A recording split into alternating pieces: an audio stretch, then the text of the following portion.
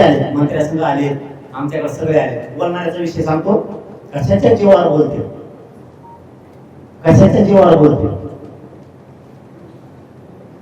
पण मी ते नाही दाखवलं, कारण शेवटी मला असं वाटतं, ती शेवटचा शब्द सांगतो, मला असं वाटतं माझेच भाऊबंद बदलतील नाही करणार समाजाच्या लेकराचं वाटलं बदलतील. मी भेद नाही, तुम्ही काहीच नाही, तितका पुढचा मी आहे. तरीही मला तुमच्या विरोधात जायचं नाही, सावध व्हा.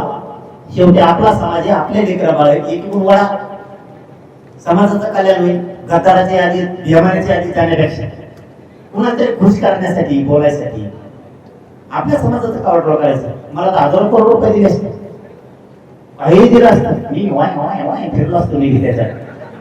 तुमचा वाय वाय निघून गेला असतं. मग तुमच्या लेकरा बाळाचं, तुमच्या लेकरा बाळाचं वाटलं होतं, मी बघतो वाय वाय. हे कुठं नाही का त्या आगायचे नंबर लागायचे. मराठ्याच्या विरोधात बोललं की खासदार, मंत्री, आमदार व्हायला मग तुम्ही किती काम करतो राहतो. कधीच ह्या काळजाला, या रक्ताला बेमानी शिवू शकत फक्त तुमच्यासाठी.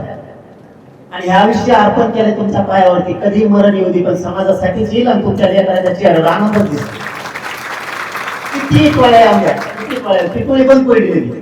संघटना त्यांना प्रेस घेते ठरलो, तारीख पण डिक्लेअर झाली, प्रेसची तारीख डिक्लेअर झाली. काय झालं बरं माहितच नाही काय झालं.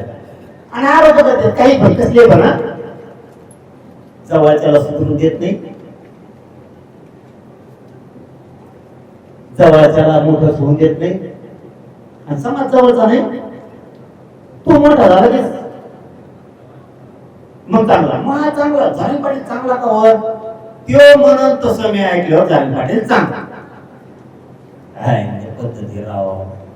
आणि झाले पाटलांना नाही ऐकलं चांगला नाही देऊ का, पैसे इथं पैसे नसते, इथं जातवान मराठ्याच्या अवलादीसारखं वागायचं, निस्वार्थ काम करायचं, तर माझ्याकडे द्यायचं नाही.